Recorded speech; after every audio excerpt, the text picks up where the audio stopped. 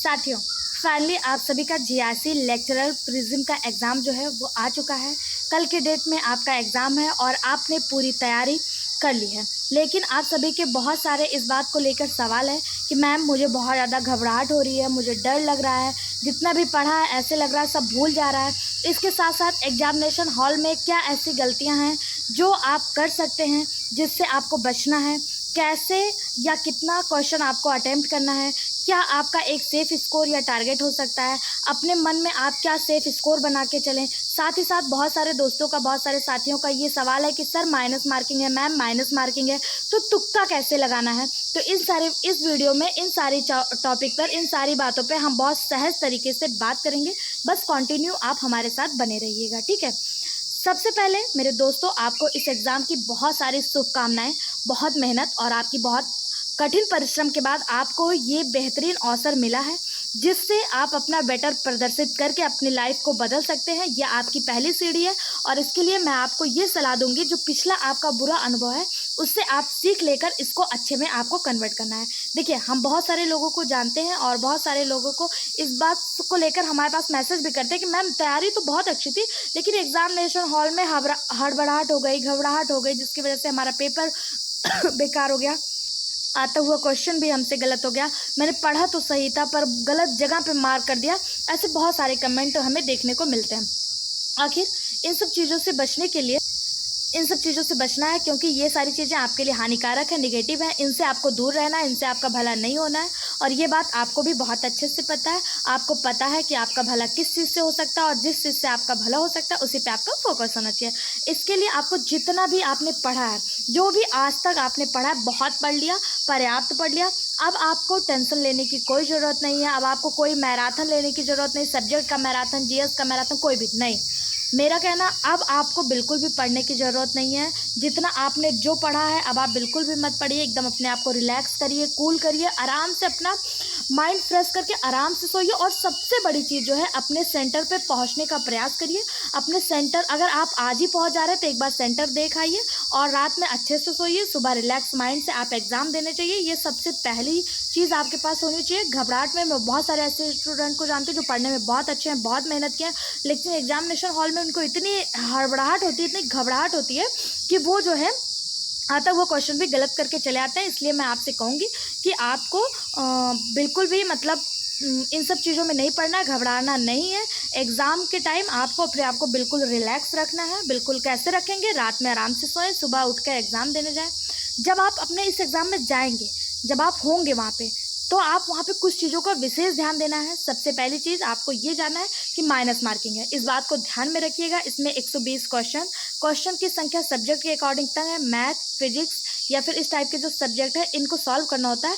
इसमें थोड़ा सा टाइम टेकिंग होता है। इसमें 120 क्वेश्चन 120 मिनट के लिए बहुत ज़्यादा पर्याप्त है, अगर इन सब्जेक्ट को छोड़ दें, फिजिक्स और मैथ को छोड़कर।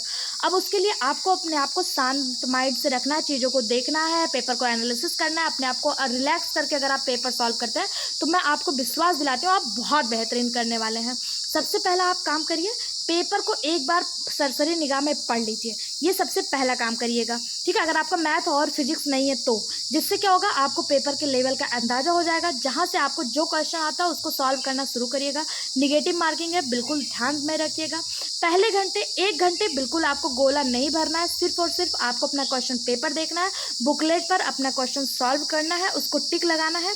1 घंटे पूरा होते होते आपके जितने भी 10, 20, 50, 70, 80 जितने भी क्वेश्चन आपने सॉल्व कर लिए हैं, जब आपका 1 घंटा पूरा हो जाए उसको गोला भर लीजिएगा।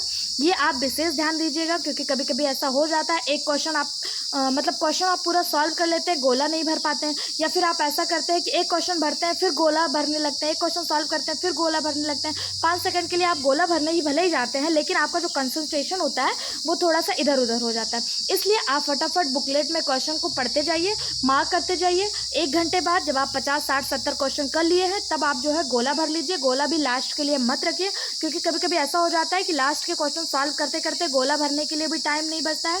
लेकिन जब आप ऐसा करेंगे और आप गोला भर लेंगे तो आप खुद अपने आप को बहुत रिलैक्स फील करेंगे, बहुत एडवांटेज आपको मिलेगा, आपको खूब माइंड मतलब अच्छे से काम करेगा। इतना करने के बाद आप बचे हुए क्वेश्चन एनालिसिस करिए, देखिए, उनको सॉल्व करिए। ठीक, अब बात करते हैं कि बहुत सारे लोग ऐसे क्वेश्चन मतलब ऐसे सवाल भेजते हैं कि मैम कितने क्वेश्चन अटैम्प्ट करें। अब देखिए, मैं तो ये कहूँगी टोटल क्वेश्चन 120 हैं। जितने क्वेश्चन आपको आते हों, अगर आपका सब्जेक्टिव ठीक ठाक है, आपका जीएस ठीक ठाक है, आपको लग रहा है कि आप जो है 90 क्वेश्चन आपने बहुत अच्छा कर लिया है, 90 क्वेश्चन 95 क्वेश्चन आपने बहुत अच्छा कर लिया है, मतलब आपने, उसके बाद आप रिस्क मत लीजिए, बहुत ज़्यादा रिस्क लेने की ज़रूरत नहीं है, ठीक है। एक तरफ से सारा गोला भरने की ज़रूरत नहीं, क्योंकि 120 क्वेश्चन है, निगेटिव मार्किंग है। अगर आपने 90 95 एकदम सही कर दिया, आपको लग रहा है कि आपने एकदम सही कर दिया, इसमें कोई भी गलती नहीं है, तो आप क्या कहते हैं कि आप मेरिट ज़्यादा 90 से 95 के बीच में रहेगी, इससे ज़्यादा नहीं जाएगा, ये ज़्यादातर चांसेस होता है।